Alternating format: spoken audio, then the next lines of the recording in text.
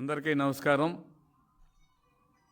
ఈరోజు జగన్మోహన్ రెడ్డి గారు తన ముఖ్యమైన కార్యకలాపాలన్నీ వదులుకొని రాష్ట్ర ప్రజలు విపత్తుల్లో ఉంటే చూద్దామని కాదు వచ్చింది. విజయవాడ చుట్టుపక్కల ప్రాంతాలంతా కూడా వరద నీటికి విలువెల్లాడుతూ ఉంటే పరామర్శించేందుకు కేవలం 20 నిమిషాల టైం మాత్రమే ఉంది అతనికి.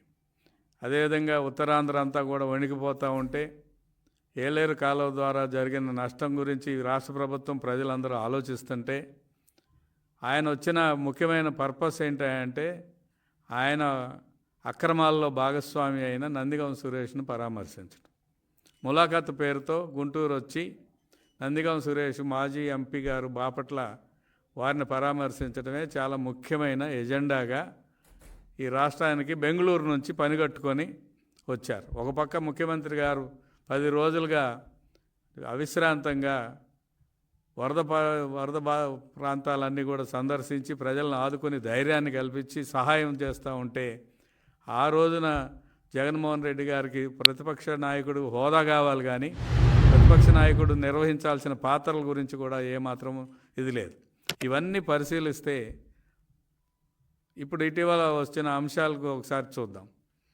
ఒక 3 బోట్లు 67, 68, 69 గేట్ల వద్ద కౌంటర్ వెయిట్లని దెబ్బతీయటం జరిగింది, ఢీ కొట్టడం జరిగింది. ఈ 3 బోట్లు ఎవరివి అనేది పెద్ద చర్చ. దాని మీద తెలుగుదేశం మీదకే ఆపాదించడం అనేది ఆలోచన చేయటం అనేది ఒక దుర్మార్గం.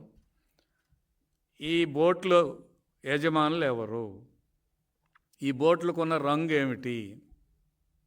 ఈ బోట్లు యొక్క ఖరీదు 1.5 కోటి దాకా ఉంటుంది. అది ఏమైంది? ఎవరు పెట్టగలిగే స్తోమత కలిగిన వాళ్ళు? అంతేకాకుండా ముందు ఆ బోట్లకి వైసీపీ రంగు ఎందుకుంది? బోట్లు గతంలో వరదకి జస్ట్ వచ్చే ముందు వరకు కూడా గుంటూరు జిల్లా వైపు ఉన్నవి ఎన్టీఆర్ జిల్లా వైపుకి ఎందుకు వెళ్ళినాయి? ఎలా వెళ్ళినాయి? ఎవరు తీసుకెళ్ళారు? సరే, వరద వస్తుందని సామాన్యులకు తెలుసు, ప్రజలందరూ కూడా అర్థమైంది. అన్ని బోట్లు ఎక్కడ కూడా నష్టం జరగలేదు, బోట్లన్నీ తేలుతూ ఉంటే మీ బోట్లు మాత్రమే ఎందుకు కొట్టుకెళ్ళినాయి? బోట్లు లంగరేసి జాగ్రత్త చేసుకుంటారు కదా ఎవరైనా సరే. ఆ లంగరేసుకోకుండా 3 బోట్లను కలిపి నైలాన్ తాడుతో కట్టాల్సిన అవసరం ఎవరికి వచ్చింది? ఇవన్నీ ప్రశ్నలే.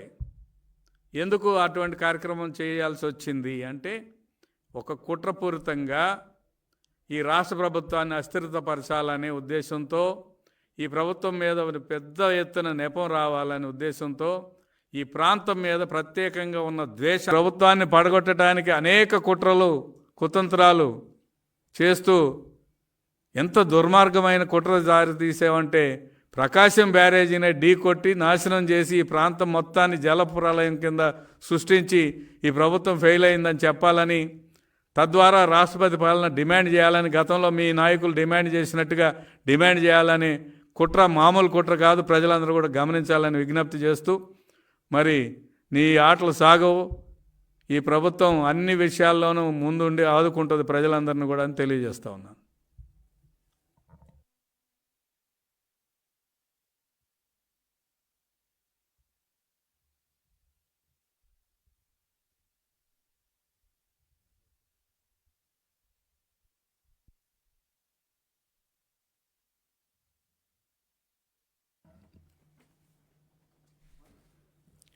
అందరికీ నమస్కారం అండి.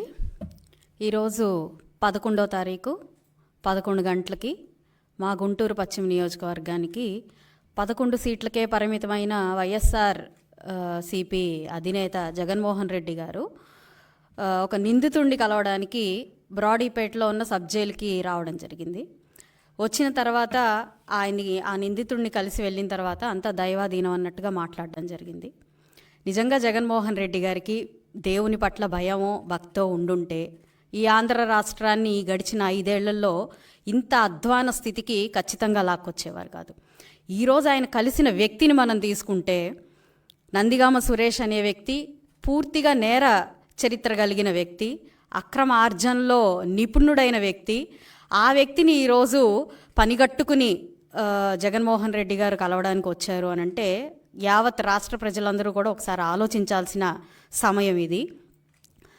మన అమరావతికి చంద్రబాబు నాయుడు గారు పర్యటనకు వచ్చినప్పుడు చంద్రబాబు నాయుడు గారి మీదే ఆయన హత్యా ప్రయత్నం చేయడం జరిగింది. అదేవిధంగా బీజేపీ నాయకులు 3 రాజధానుల విషయంలో వ్యతిరేకిస్తే వారి పట్ల వాళ్ళ అనుచర వర్గం దాడి చేయడం జరిగింది. నిన్నగాక మొన్న బుడమేరు పొంగి ప్రజలందరూ భయానకమైన స్థితిలో ఉన్న బ్యారేజ్ని పడగొట్టే విధంగా బోట్లని అజ్జేయడం జరిగింది. ఎక్కడ చూసినా పూర్తిగా నేర చరిత్రలో మునిగిపోయిన నందిగామ సురేష్ ఆఖరికి తల్లిలాగా భావించే టీడీపీ కార్యాలయాన్ని కూడా ధ్వంసం చేసే భాగంలో ప్రధాన పాత్ర పోషించిన ఒక నిందితుడిని ఈరోజు పనిగట్టుకొని జగన్మోహన్ రెడ్డి పరామర్శించడానికి వచ్చారు అంటే ఒక నిందితుడు ఇంకొక నిందితుడికి ఆసరాగా బాసటగా ఈరోజు నేను ఉన్నాను అని చెప్పడానికి వచ్చారా అన్నట్టుగా మనకి కనిపిస్తూ ఉంది. అదేవిధంగా జగన్మోహన్ రెడ్డి గారి కుట్రపూరితమైన మనస్తత్వం చూస్తే ఏ అంశాన్నైనా కూడా బురద జల్లే ప్రయత్నం తప్ప ఒక రెస్పాన్సిబిలిటీతో బాధ్యతాయుతంగా ప్రజల పట్ల ప్రేమగా ఉన్న వ్యవహారం కానివ్వండి, మాట శైలి కానివ్వండి లేదు.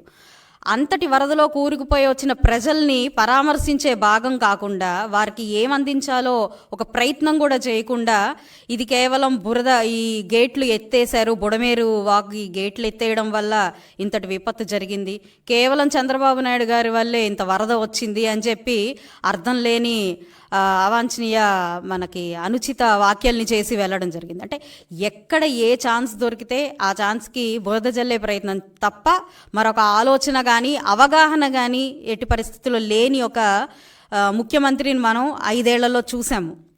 రాష్ట్ర అదృష్టము భగవంతుడి ఆశీర్వాదం వల్ల ఇలాంటి ఒక అసమర్థ అవివేకి అయిన ఒక రాజకీయ నాయకుడిని మనం వదిలించుకోగలిగాము. ఇప్పటికైనా కనువిప్పు కలగకుండా ప్రజలకి ఆదరణగా అండగా ఇంత విపత్తులో విజయవాడ ప్రజలందరూ ఉంటే చంద్రబాబు నాయుడు గారు 10 రోజుల నుంచి ఒకే ప్రాంతంలో ఉండి తిరిగిన ప్రాంతం తిరగకుండా ఎఫెక్ట్ అయిన ప్రతి ఏరియాని ఆయన స్వయంగా పరిశీలిస్తూ ఉంటే ఆయన ప్రాణాలకు కూడా అడ్డుపెట్టి ఆయన ఆరోగ్యాన్ని కూడా లెక్క చేయకుండా ఈరోజు తిరుగుతూ ఉంటే కనీస